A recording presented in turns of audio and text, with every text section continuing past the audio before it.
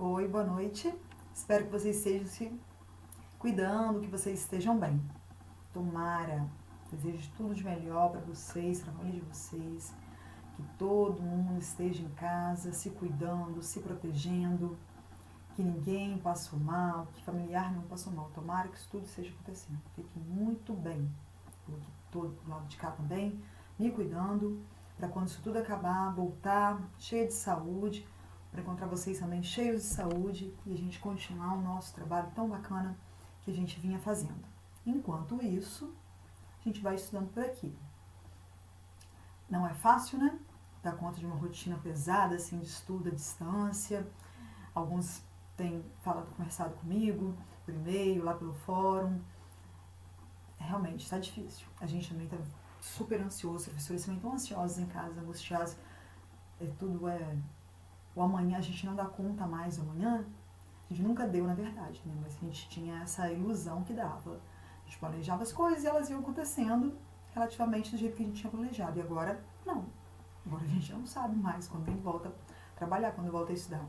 Isso gera uma ansiedade. Medo de ficar doente, medo de alguém próximo ficar doente. É um momento difícil mesmo, para vocês e para a gente também. Nós temos familiares que estão no grupo de risco, todo mundo tem, pessoas próximas que já adoeceram. Eu gostaria que vocês também tivessem essa paciência conosco.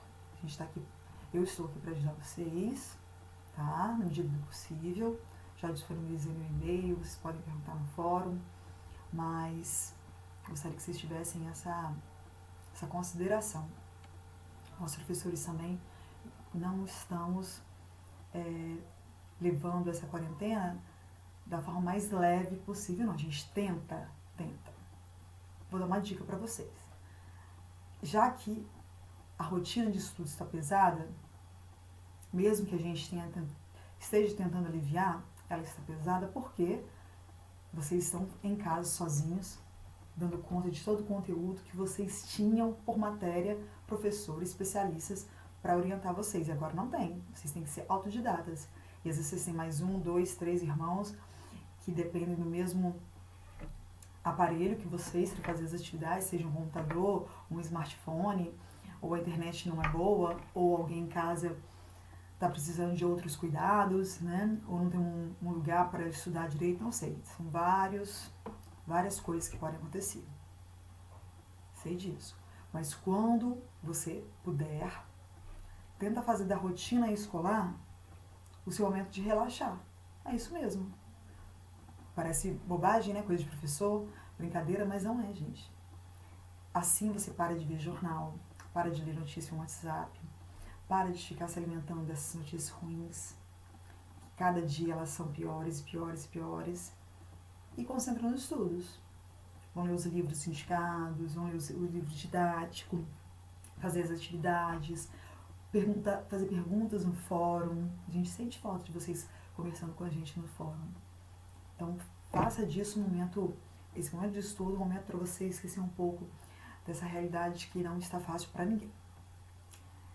Nessa aula que eu estou gravando para vocês, eu vou fazer aquela aula lá do começo.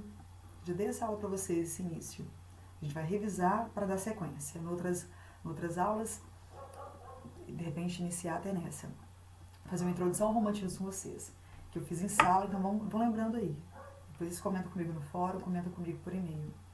Lembra que eu disse que o romantismo foi a maior escola literária que o Brasil e a Europa teve, né? Uma escola literária muito cheia de membros, né? A gente teve muitos nomes de escritores na época do romantismo e outras escolas, a gente não teve tantos escritores assim. E no romantismo, sim.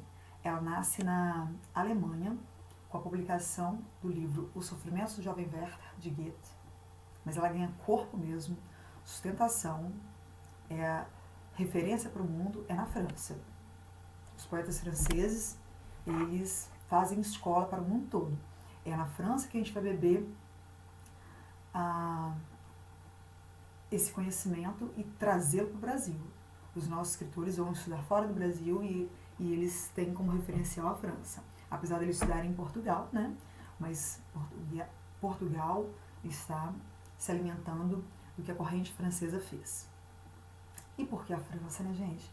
Lembra que sempre que a gente estuda na sala de aula, eu coloco contexto histórico, a gente conta as historinhas, assim, pergunta a professora de história, vou perguntar a Mariana e tal. Por quê? Não dá para desatrelar. Literatura não é livrinho de passatempo. Pode até ser também, você pode ler para entreter, só para entretenimento, mas não é só isso. Não é livrinho de passatempo. Um bom escritor de literatura, ele conta, através dos personagens, a história daquele momento que ele está vivendo. Você aprende história, você aprende sobre um povo, sobre cultura, mais profundamente, me perdoe professores de história, do que nos livros propriamente de história. Tem coisa que a história não conta, porque não podia contar. Mas o bom escritor esconde essa história que não pode ser contada nas entrelinhas, nas metáforas, nas figuras de linguagem, numa característica de um personagem de outro. Então, tá ali. Leiam literatura e vocês vão conhecer muito sobre as culturas gerais do mundo todo. Vamos pensar um pouquinho? Vocês são bons em história?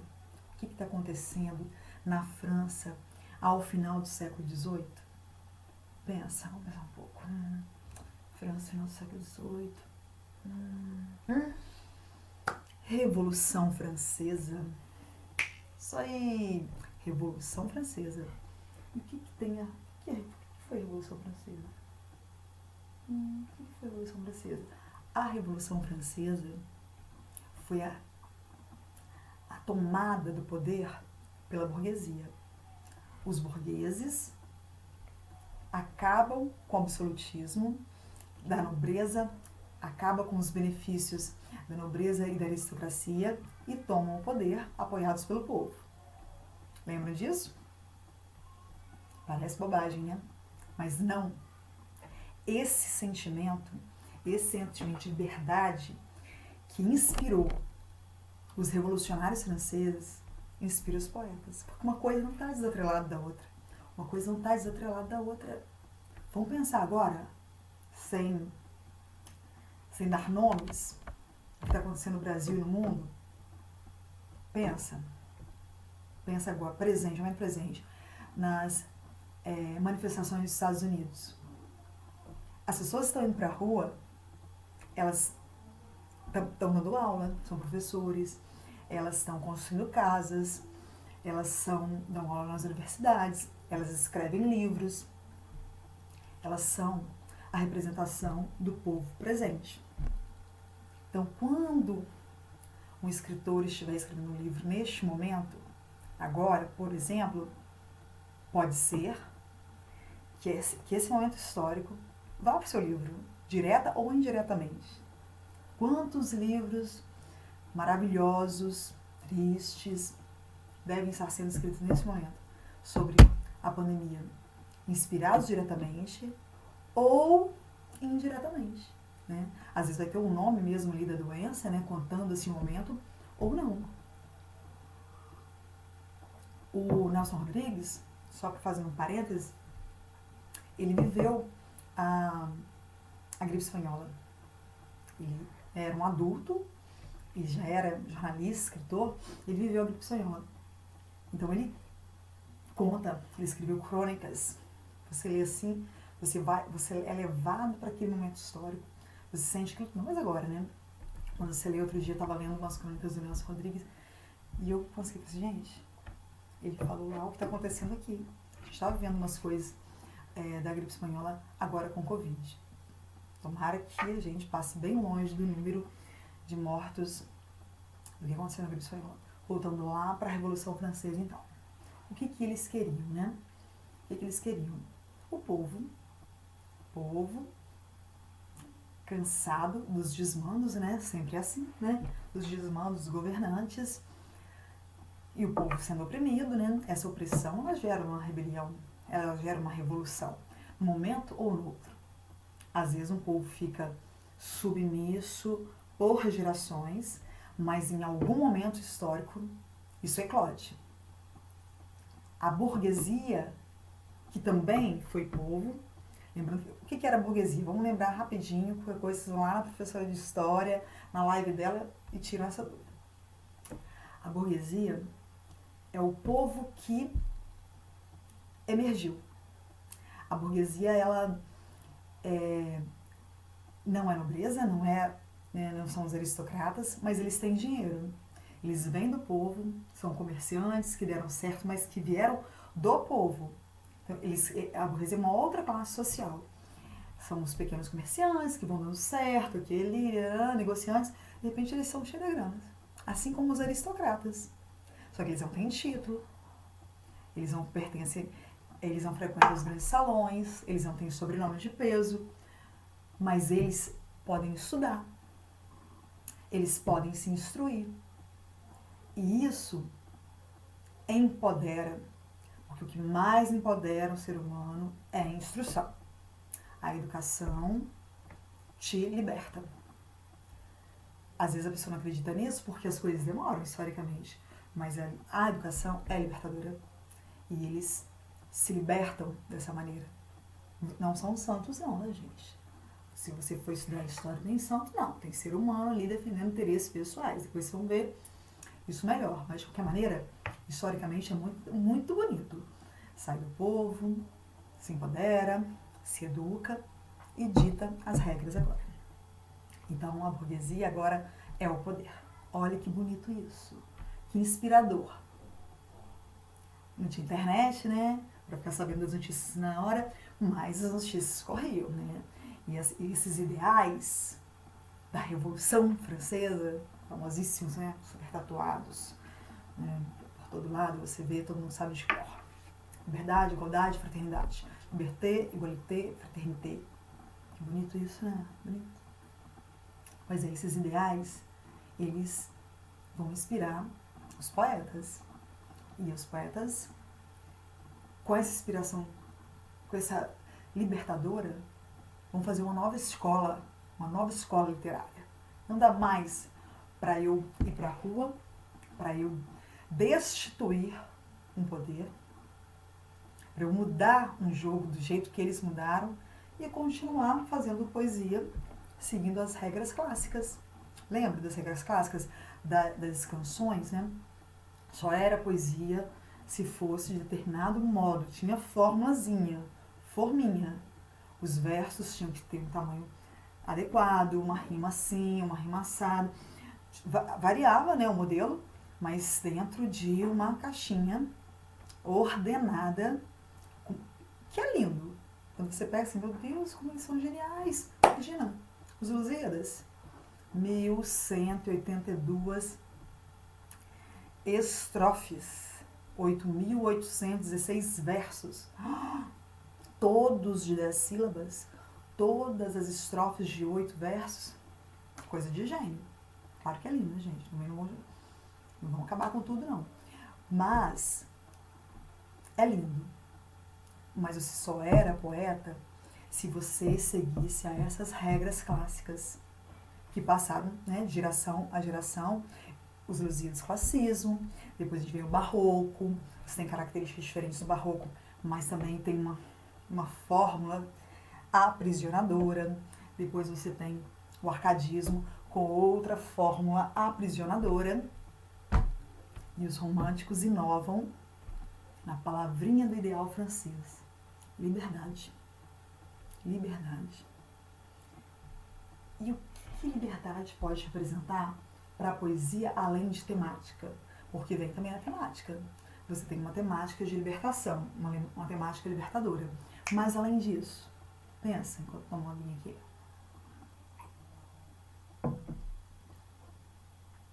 Tananã. Os românticos são os primeiros poetas que não se aprisionam ao verso. Eles podem fazer poemas sem rima, sem medida alguma, sem estrofes, versos de tamanhos variados, estrofes de tamanhos variados e até com rima. Olha que legal, quando você é livre, você pode até rimar. Se eu quiser, eu rimo. Se eu não quiser, eu não rimo. Que bacana, né? Muito bacana isso. Muito bacana. Não é legal? Também acho. Bem interessante. A gente não estuda, né, a literatura francesa. A gente vai lá na França, na Revolução Francesa, para entender essa questão do movimento de libertação que inspira os poetas. A gente estuda um pouquinho da literatura portuguesa para vir para o Brasil, ok? Então, a França ela vai expandir essa forma libertária de fazer esses versos por toda a Europa. E os nossos poetas vão beber dessa fonte em Portugal. Lá eles também inspirados pela França, ok? Então, vamos dar uma vindinha cá pro Brasil. Não, antes, voltando. Daqui a pouco a gente volta pro Brasil. Vamos lembrar de outra coisa que a gente disse muito importante lá na sala de aula. Por que romantismo se chama romantismo? Por que esse momento literário tem esse nome? Por quê? Porque tem historinhas de amor, beijo na boca, passeio no parque, flores, por isso. Por isso que romantismo se chama romantismo. Hein? Você é romântico? Você é romântica? Gosta de ganhar flores, bilhetinhos de amor? Será que é isso? Será que é isso? Doida pra saber se vocês lembram. Doida pra saber se vocês lembram. Meus amores, vamos recordar. Quando a gente estudou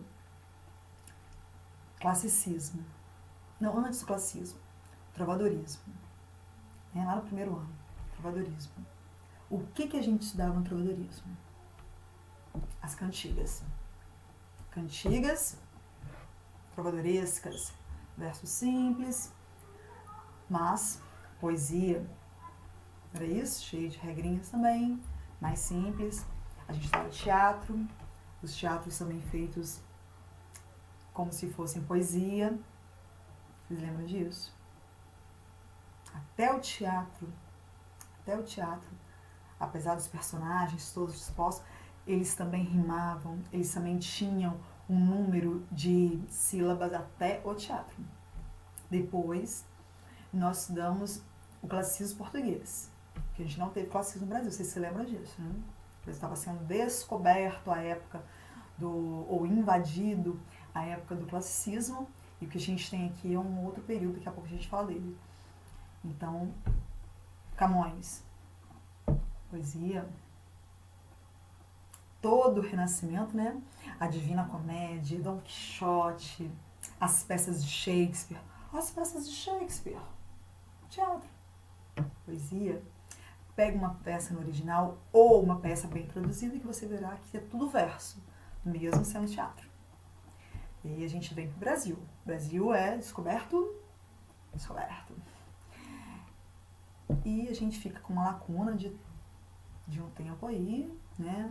Até consolidar a colônia. E aí o barroco a gente tem aqui. Poesia, Boca do Inferno, de Gregório de Matos.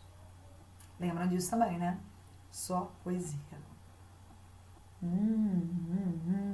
Estão lembrando? Por que isso tudo? Para falar de romantismo. Por quê? Tcharam!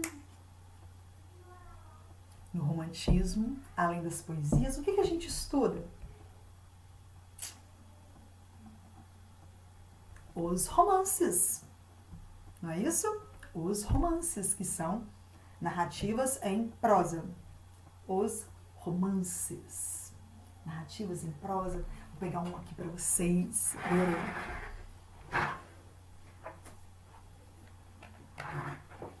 Ó, eu estou lendo Minha Quarentena. Anna Karenina, Leon Tolstói. São 700 páginas. Coisinha pouca.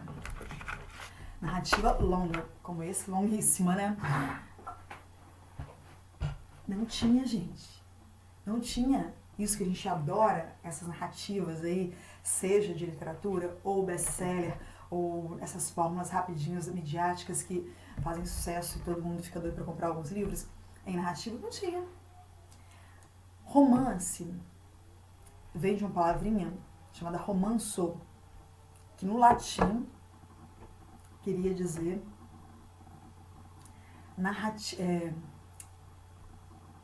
narrativa longa. Ok? Narrativa longa. Só que quem escrevia romances, eram pessoas que queriam relatar alguma coisa, né? Uma viagem, queria contar alguma coisa da vida, como se fosse um diário, para não perder uma observação. Não era escritor. O poeta, o escritor, escrevia poesia. Quem escrevia romance é quem não sabia escrever, ou não tinha um intuito literário ao escrever. Então, romance era uma coisa de uma lista de supermercado. Você escreve, eu escrevo lista de supermercado, eu escrevo bilhete pra minha mãe, eu escrevo romance. Não era considerado escritor. Não era. Por que a escola então se chama romantismo? Não é por causa dos beijinhos de amor, não era por causa das florzinhas, dos passeios ao parque, nada disso. Porque a escola literária que, por conta da liberdade inspirada na Revolução Francesa, que pode escrever romance sem ser julgada, escritor de menor categoria, foi o romantismo. No romantismo, o escritor que escrevia romances era considerado escritor também, né? Claro que tem textos bons e textos ruins, mas antes você não podia. Se você quisesse ser considerado um escritor, né, um artista, era escrever poesia. Com o romantismo, a gente ganha o romance. Ai, que lindo! Que lindo que é isso! Porque o romance, a narrativa longa, ela revoluciona a história da literatura. Poesia é maravilhoso. Claro que poesia é maravilhoso. Mas olha que prisão. Só ler poesia, só escrever poesia, só transmitir os sentimentos através da poesia. Que coisa bacana, né? Que foi isso, essa libertação. Nossa, quantos livros a gente ia ter deixado de ler, né? Se não tivesse tido esse movimento. Pensa bem. Amo romantismo. Minha escola também das favoritas. Amo por conta desse ideal aí de libertar tudo que está nos aprisionando. A gente precisa dessa corrente de libertação.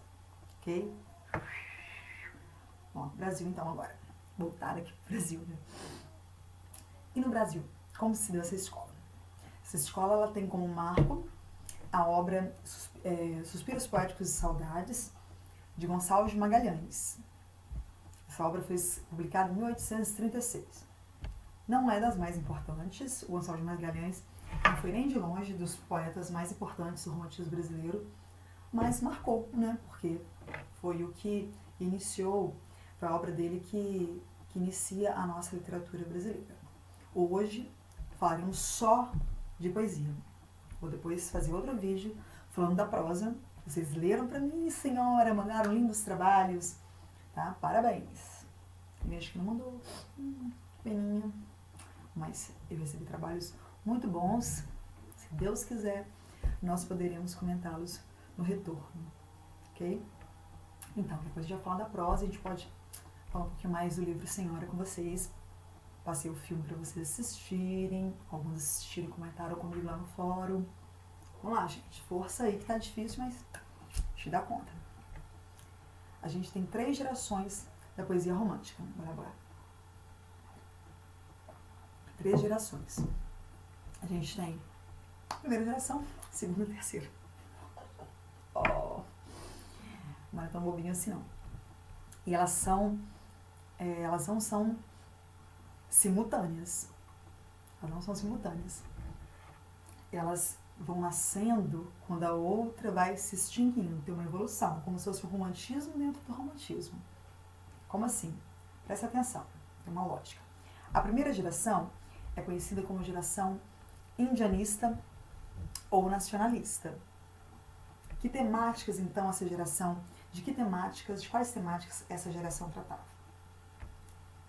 Com os ideais dos revolucionários franceses, dos poetas franceses, e eles aprendendo isso na Europa, essa primeira geração era muito otimista. Eles acham assim, gente, se eles conseguiram destituir um poder tão opressor, o que a gente não pode fazer também? Olha que coisa bonita, né? A gente tem a independência do Brasil, que está bem próxima, né? 1822, então o Brasil é independente, que bonito, né? Mas não era república ainda, hein? Que independência é essa? Esse é assunto para outro dia. Então o Brasil é independente, a gente teve lá na época do arcadismo a Inconfidência Mineira, que não deu muito certo, mas foi um movimento já de independência também, que não deu certo, mas já vinham com aquela vontade, né? Vocês lembram que, olha que interessante, esse lapso temporal. Quando a gente estava vendo a Inconfidência Mineira, que foi o movimento nativista mais importante, o movimento pela independência do Brasil mais importante, lá coincidia com as ideias da Revolução Francesa mais nascedoras, né? Ali eram fatos contemporâneos. E até aquelas ideias, né, fazem nascer o romantismo depois aqui.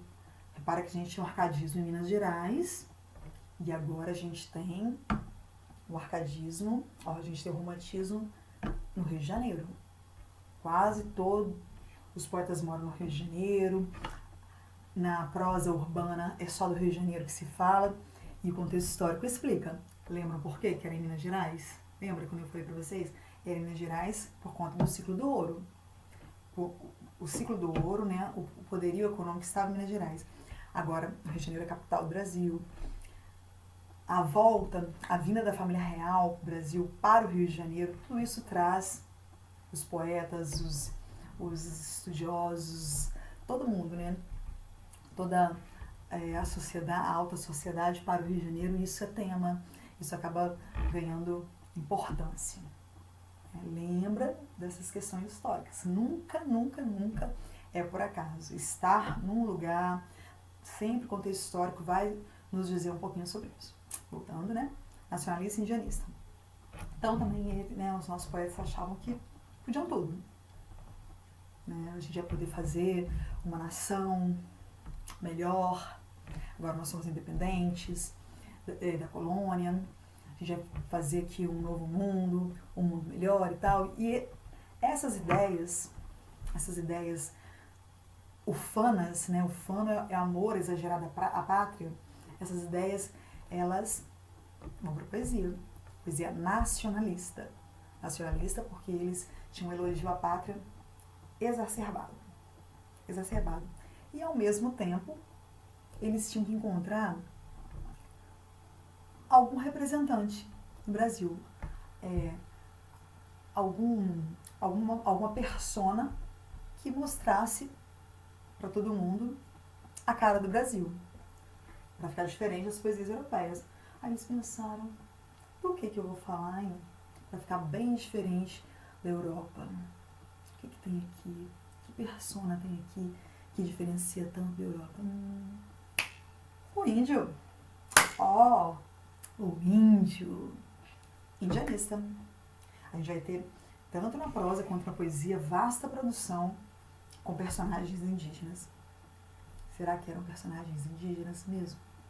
Aí é que tá, né? Aí é que tá. Quando a gente vai analisar profundamente, tanto na prosa quanto na poesia, esses personagens, a gente vê que eles não são os índios reais, lá da floresta, de quando os nossos colonizadores chegaram aqui. Todas as características desses índios da poesia e da prosa romântica brasileira são dos heróis medievais. A tradição medieval que já vinha há séculos e séculos na poesia, sendo personagens da poesia, né? Especialmente no arcadismo, né? No classicismo, no neoclassicismo, a gente tem esses personagens todos ali, aqueles deuses, semideuses todos, né? Porque foi assim que foi narrado o nosso índio, né? Descrito o nosso índio. Lembra de Peri, lá de Guarani? Nossa, Peri, lindo, alto, bravo, bravura de caráter, retidão de caráter, impossível de fazer o mal da vida, mas não, de forma alguma, deixa que alguém faça maldade, disposto a salvar as pessoas. Não, gente, eles não são piores que a gente, nem melhores, eles são gente. E eles deram a idealizada.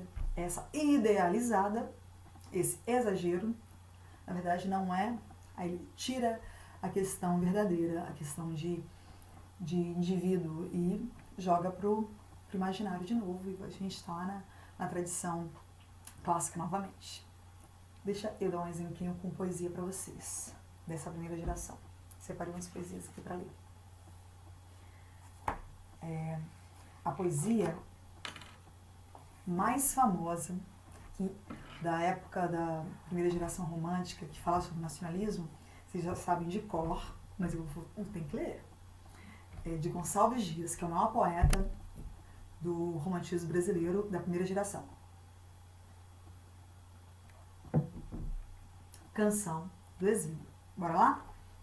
Minha terra tem palmeiras, onde canta o sabiá.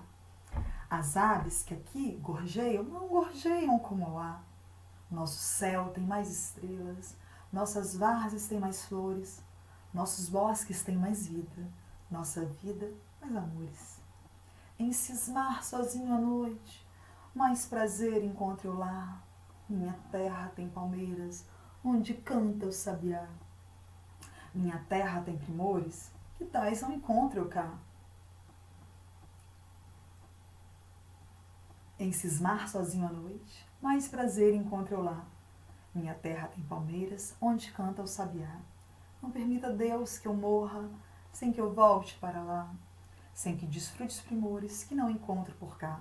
Sem que ainda viste as palmeiras, onde canta o sabiá. Que bonito, né? A gente conhece só de cor e salteado. Essa poesia é famosa. Gonçalves Dias estava em exílio. Não o exílio político, né? Ele estudava em Portugal, que tinha que ficar lá por muito tempo estudando, se sentiu exilado.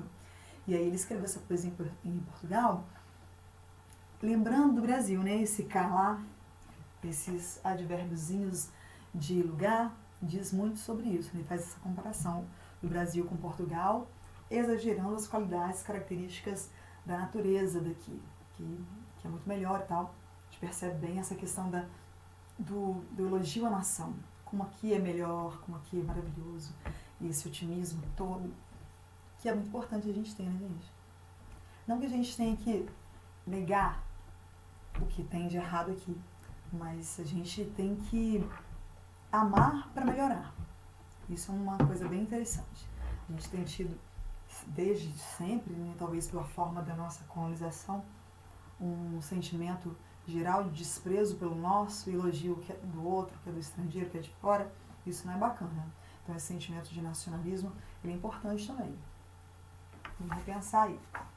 Agora vou dar um exemplo de poesia indianista para vocês. Essa aqui eu passei uma atividade, hein? Quem fez? Não vou ler toda não, ela é imensa. Passei, vocês leram todinha? Linda, linda, linda.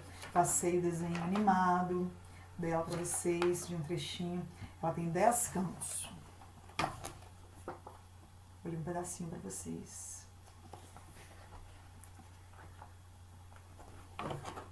Yucapirama. Não é Jucapirama, tá, gente? Ah, não é. Yucapirama. Aquele que deve ser morto. Em tupi. Que bonito, né? Aquele que deve ser morto. Yucapirama. Já vi nome de personagem de novela. Jucapirama. Nada a ver. É uma frase. Aquele que deve ser morto. É uma frase. Não é das melhores, não, hein? Imagina, você tem um nome desse? Aquele que deve ser morto. Pesado. No meio das tabas já menos verdores, cercadas de troncos cobertos de flores, alteiam-se os tetos da altiva nação. São muitos seus filhos, nos ânimos fortes, temíveis na guerra, que em densas cortes, à sombra das matas, a imensa extensão. São rudos, severos, sedentos de glória, já prélios incitam, já cantam vitória, já meigos atendem a voz do cantor. São todos timbiras, guerreiros valentes, seu nome lá voa na boca das gentes, com dom de prodígio, de glória e terror. Aqui no início, o autor apresenta pra gente a nação. São os timbiras. E aí ele vai apresentando e tal. Deixa eu contar pra vocês a historinha dessa poesia. Essa poesia é o que a gente chama de prosa poética. Prosa poética? Como assim prosa poética? Porque a gente tem aqui uma poesia contando uma historinha como se fosse uma narração. Ele vai contando, é tudo em verso, né? É uma poesia tradicional, não tão tradicional assim como os clássicos, né? Como eu disse agora para vocês, mas, né, separadinho em versos e estrofes, mas conta uma historinha pra gente. Então ele vai elogiando essa nação, tem todo um ritmo de tambor, você vai lendo muito boa de ler alto, de ser declamada, todo um ritmo gostoso. E aí tem dois personagens. O pai de um índio importante da aldeia está muito doente. O pai do guerreiro mais importante da aldeia está muito doente. O guerreiro mais importante, o guerreiro mais valente, mais nobre de caráter, está muito doente. E esse guerreiro, ele é sequestrado por uma tribo inimiga. E eles iam fazer um ritual antropofágico com ele. Olha só, o que é antropofagia? Eles matavam, né, esse outro índio, e eles iam comer esse índio, né, uma refeição desse índio. Diferente dos canibais. Os canibais comiam para se alimentar, ponto final. Os antropófagos, não. Eles comiam para extrair, não a carne. Eles não comiam qualquer um, não. Tinha que ser aquele que você pudesse receber aquela energia poderosa. Esse guerreiro era o mais importante da tribo inimiga. Então eles iam ficar fortes, bravos, com bondade de caráter, bravura. Todas essas características maravilhosas eles iam pegar nesse ritual antropofágico. O que acontece? Esse índio sequestrado, o mais bravo guerreiro, pede para a tribo inimiga deixá-lo voltar para a tribo dele, porque o pai dele estava muito doente e ele precisava levar um remédio para o pai para curá-lo. Quando ele diz isso, sabe o que acontece? Eles desistem de comê-lo. Olha que legal, uma coisa boa, né? São bonzinhos. Só pediu, levou remédio para o papai e eles deixaram muito bonzinhos. No entanto, quando ele pede isso, eles consideram que ele é um covarde, na verdade, que ele não é nada de forte guerreiro. Eles não querem pegar essa covardia pra eles, e eles libertam ele, não quer saber de você mais não. Vai embora. E ele vai. Quando chega na tribo, e ele conta a história pro pai, o pai que não quer saber mais dele. Eu não sou pai de um covarde. O meu filho vai voltar lá e dizer que você quer participar do ritual. Gente, que loucura, né? Que loucura. Pois é, muito louco isso.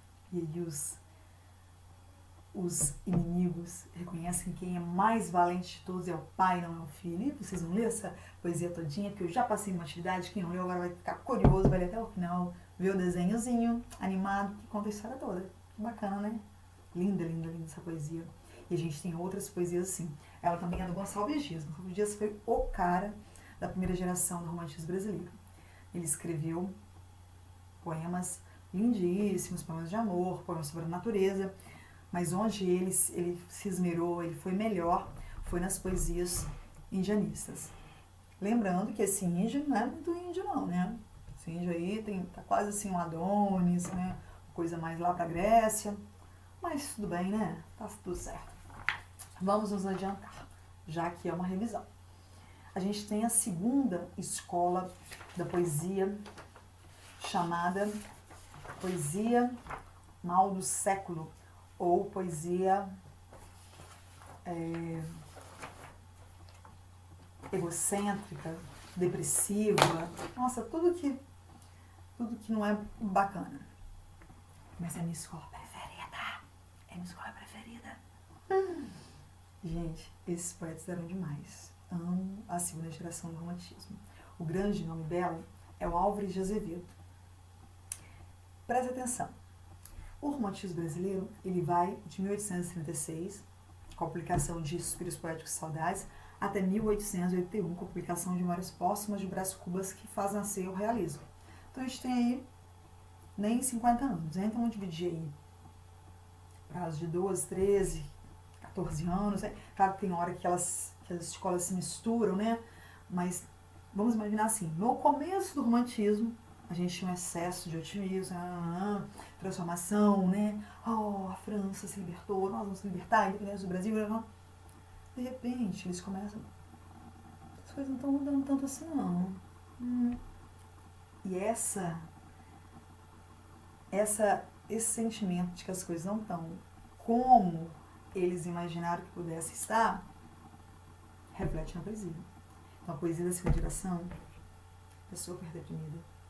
Sabe, quando você está achando que o negócio vai dar muito certo, de repente não dá nada certo. Estou falando historicamente. Então, a poesia da segunda geração vai refletir essa depressãozinha. A poesia super mais para baixo, super down, super depressiva, planejei, não deu certo, super egocentrada. Eles falam muito o eu. A palavra eu, quem é o personagem, né? Personagem porque não é personagem, poesia, né? O eu lírico, né? Quem é essa voz? É sempre a primeira pessoa. Eu, como se eu fosse o mais sofredor de todos, a única pessoa no mundo que sofre, a única pessoa no mundo que passa por problemas. E então essas poesias são bem bad mesmo. A inspiração deles maior é o Lord Byron, né? Poeta inglês, não francês. Ele era satanista. Quando diz satanista, de poeta, a gente tá falando que eles faziam um ritual satânico, que ficava matando pessoas, essas coisas não, tá? Eles usavam esses nomes, né? Eles falavam na poesia com o diabo, falavam de morte, de vontade de morrer, falavam de nomes de demônios, essas coisas, mas não necessariamente faziam rituais satânicos, não necessariamente fizessem. Outro dia também lá no fórum eu falei do filme Mary Shelley que está na Netflix. Mary Shelley é a autora que escreveu Frankenstein, que é um livro gótico, um romance gótico, em inglês, e ela escreveu porque ela conhecia Lord Byron, e um dia, e Lord Byron escrevia, né, esses contos de terror e poesias de terror, e ela também escrevia, né, era escritora, não necessariamente esse tipo de texto. E um dia ele a provocou, né, como se fosse uma disputinha, se ela conseguiria escrever um conto de terror. E ela escreveu, não um conto de terror, ela escreveu o romance de terror mais conhecido de todos os tempos e é fantástico, tá? Tive a oportunidade de ler mesmo, ler a tradução boa, o livro é fenomenal, o livro é maravilhoso e ele teve que se render a ela, né? Uma mulher, hein, gente? Mulher. Repara que, olha como eles eram mais avançados. O Brasil vai ter mulher escrevendo e sendo reconhecida só no modernismo. E eles já tinham, né? Claro que ela teve que lutar para ter o seu nome na capa, tá? Primeira edição não saiu com o nome dela, saiu com o nome do marido dela, saiu anônima, depois o nome do marido dela, depois que saiu com o nome dela. Mary Shelley, autora de Frankenstein. Dica aí. A história dela tá lá na Netflix, Mary Shelley. E fala do Lord Byron, tem o Lord Byron no filme também. E o nosso Lord Byron é o Álvares de Azevedo. Deixa eu ler uma poesia dele para vocês perceberem essa questão da depressão. Se eu morresse amanhã, poesia mais famosa do Álvares de Azevedo. Se eu morresse amanhã, viria ao menos fechar meus olhos minha triste irmã. Minha mãe de saudades morreria se eu morresse amanhã. Quanta glória presinto em meu futuro, que aurora de porvir e que manhã. Eu perdera chorando essas coroas se eu morresse amanhã.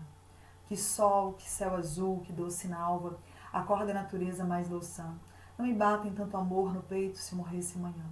Mas essa dor da vida que devora, a ânsia da glória, o dolorizo afã, a dor no peito emudecer ao menos se eu morresse amanhã. Gente, pensa, olha que depressão. A pessoa está se imaginando morrendo amanhã, porque imaginando todo o clima que vai acontecer, né? Uma dele chegando, a irmã chorando, como se estivesse desejando aquela dor, desejando aquela tristeza. Ou carência, hein? Não falar nada não, hein? Ou carência. Mas era uma criança escrevendo, né? Adoro Álvares de Azevedo, mas esses poetas morreram todos com menos de 24 anos. Álvares de Azevedo morreu com 21 anos. 21 anos. Todos aí tomados pela tuberculose, mas desejosos da morte. Álvares de Azevedo tinha, pelo menos na poesia, um desejo da morte, né? Mal do século também, por conta disso, esqueci de comentar. A tuberculose estava dizimando a todos. especialmente os boêmios, que tinham uma vida muito desregrada, bebia, fumava, ficava nas noites, não se cuidava. Então eles eram alvos fáceis, né? Era o chamado grupo de risco, né? Pensando hoje no vídeo aí, eles eram um grupo de risco. E aí vinha e pegava. Olha a outra. Adeus meus sonhos. Adeus meus sonhos. Eu plantei e morro. Não levo da existência uma saudade. E tanta vida que meu peito enchia, morreu na minha triste mocidade. Misérrimo. Votei meus pobres dias, a sina doida de um amor sem fruto. E minha alma na treva agora dorme, como um olhar que a morte envolve em luto. Que me resta, meu Deus? Morra comigo a estrela de meus cândidos amores. Já não vejo no meu peito morto um punhado sequer de murchas flores. Ai, é bonito, né? É triste, mas é tão bonito. Fica a dica aí, vão ler. Álvares de Azevedo, passei pra vocês também outro dia, outra atividade, toda espertinha, hein? Noite na Taverna. Álvares de Azevedo, ele escrevia, a maioria era poesia, né? No Lira dos 20 anos, que é o livro mais famoso dele, Lira dos 20 anos. Pensa bem, olha só, 20 aninhos, um livro cheio de poesias maravilhosas. Mas ele escreveu um livro em prosa, que chama Noite na Taverna, que é um livro de contos de terror. Os amigos se reúnem numa taverna e eles, tá chovendo, eles não conseguem ir embora, né? Uma taverna é como se fosse assim uma pousada, que embaixo é um bar, em cima tem quartos para alugar, e eles ficaram ali. Então tinha que passar a noite para esperar a chuva passar, e eles começaram a contar histórias assustadoras uns para os outros, até a chuva passar. Cada história horripilante mesmo. Tá lá, tá? Se alguém não viu, também foi encaminhado para vocês a atividade, e eu coloquei como link o livro inteirinho, que não é tão grande. Vocês podem ler, ele tá lá em PDFzinho no material de vocês, para vocês curtirem. Gente, como o tempo curto, tô falando dos principais autores, né? Vamos lembrar? Primeira geração da poesia romântica, indianista e nacionalista, Gonçalves Dias. Mal do século, baironista, depressiva, Álvares de Azevedo, como principal nome. Mas tem um outro autor, chamado Casimiro de Abreu, que escreveu umas coisas muito interessantes. Não falava tanto da morte não, mas falava sobre a infância, sobre umas coisas bonitinhas, assim, tão lindas. E eu separei uma poesia linda que é famosíssima, vocês devem conhecer, que também faz parte também da segunda geração romântica. Vamos ver aqui? Tenho certeza que eu já ouvi. Meus 8 anos. Ó, que saudades que tenho da aurora da minha vida, da minha infância querida que os anos não trazem mais. Que amor, que sonhos, que flores, naquelas tardes fagueiras, à sombra das bananeiras, debaixo dos laranjais. Como são belos os dias de despontar da existência, respira a alma inocência com o perfume a flor. O mar é lago sereno, o céu um manto azulado, o mundo um sonho dourado, a vida um hino de amor. Que auroras, que sol, que vida, que noites de melodia, naquela doce alegria, naquele ingênuo folgar, o céu bordado de estrelas, a terra de aromas cheia, as ondas beijando a areia e a lua beijando o mar. Oh, dias de minha infância, oh, meu Deus, meu céu de primavera, que doce a vida não era, nessa risonha manhã. Em vez das mágoas de agora, eu tinha nessas delícias de minha mãe as carícias e beijos de minha irmã. Livre filho das montanhas, eu ia bem satisfeito, da camisa perto do peito, pés descalços, braços nus, correndo pelas campinas, a roda das cachoeiras, atrás das asas ligeiras, as borboletas azuis. Naqueles tempos ditosos, ia colher as pitangas, trepava a tirar as mangas, brincava à beira do mar, rezava as aves marias, achava o céu sempre lindo, adormecia sorrindo e despertava a cantar. Oh, que saudades que tenho da aurora da minha vida, da minha infância querida que os anos não trazem mais. Ai, lindo. Você tá lá, ai, delícia de poesia, né? Então vamos à terceira geração, para fechar. A terceira geração, olha o que acontece. Muito legal que a gente faz esse movimento também na nossa vida. Euforia, achando que vai tudo dar certo muito rápido. Não é assim, opa, baixa a bola, depressivo. Ai.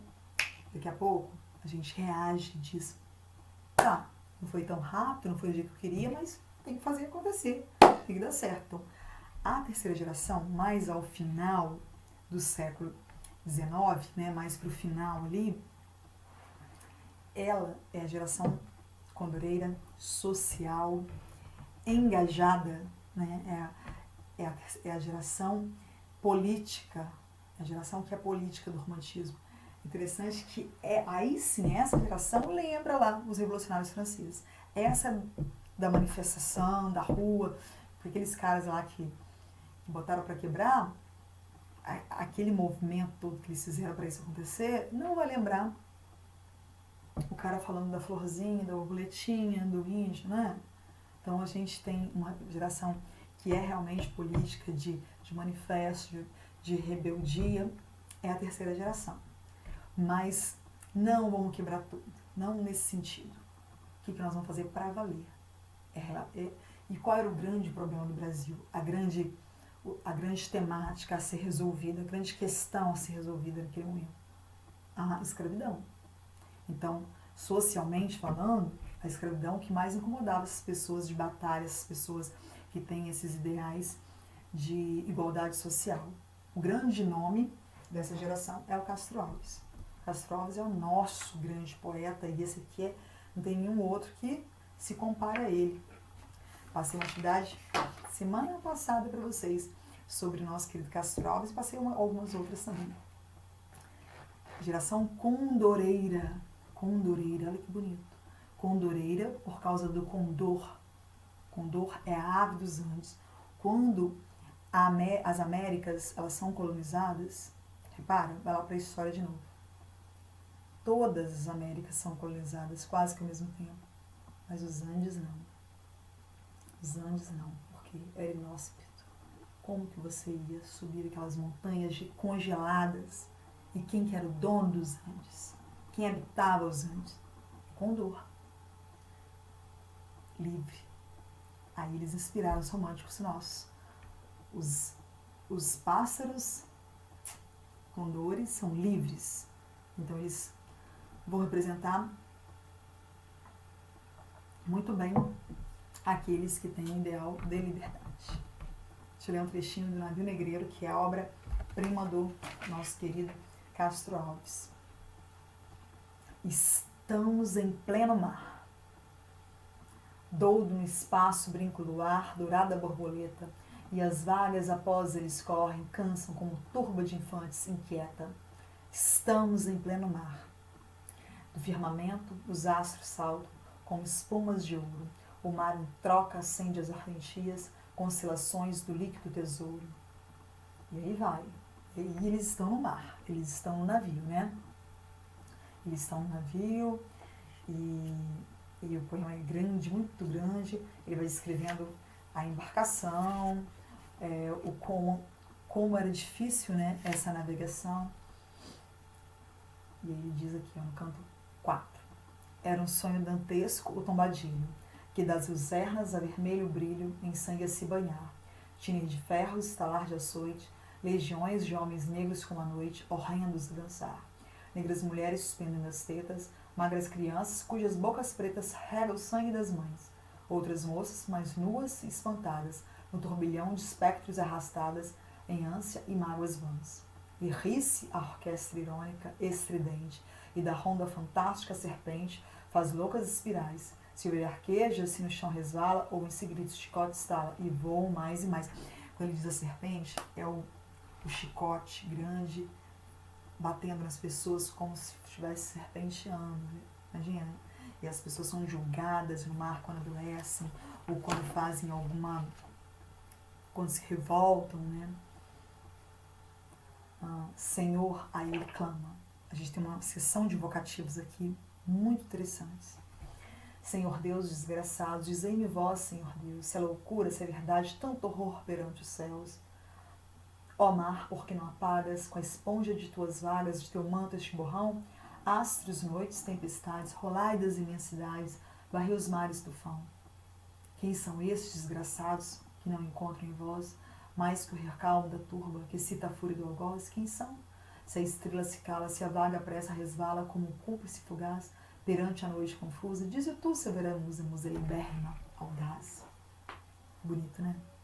Meus amores, desde que começou a quarentena, tenho enviado para vocês atividades relacionadas à gramática e especialmente à literatura, porque a literatura é o conteúdo maior nosso. Faça um favor de fazer, mesmo que seja atrasado, lê o material, eles são sempre acompanhados das características. O livro de vocês também tem, tudo isso está no livro de vocês. Peguem os capítulos e façam leituras das características também. Façam outras leituras se quiserem, além das atividades que eu tenho mandado. Eu tenho diminuído um pouco as atividades, se tiver algumas reclamações de muitas atividades, tenho tentado fazer um meio termo para vocês não ficarem prejudicados também, tá? Não posso deixar de passar, não posso passar o nada, não. Que isso aí é que realmente prejudicar vocês. Conversem comigo, vão lá no fórum, conversem comigo por e-mail. Me ajudem, por favor, tá? Me ajudem a ajudar vocês. A gente tem que a gente tem que se dar a mão nesse momento. Né? Ninguém solta a mão de ninguém. Vamos nos unir para a gente se ajudar. Me procurem. Eu quero ajudar vocês. Eu posso ajudar vocês na questão do conteúdo de língua portuguesa que vocês precisam neste momento, tá bom? Façam as atividades, a atividade da semana tá tão caprichada. Nossa, vocês vão adorar. Escrevam, façam tudo muito bonitinho. Me deem um feedback, conversem comigo, por favor, tá bom? Fiquem com Deus, fiquem em paz. Já eu faço outro vídeo pra gente falar da prosa romântica. É bem curtinho, mas dá uma ideia. Você pode agora, baseado no que eu disse, dar uma pesquisada, olhar as características, ler mais poesias e depois perguntar para mim no fórum, ok? Se cuidem, fiquem com Deus, vai dar tudo certo, vai ficar tudo bem.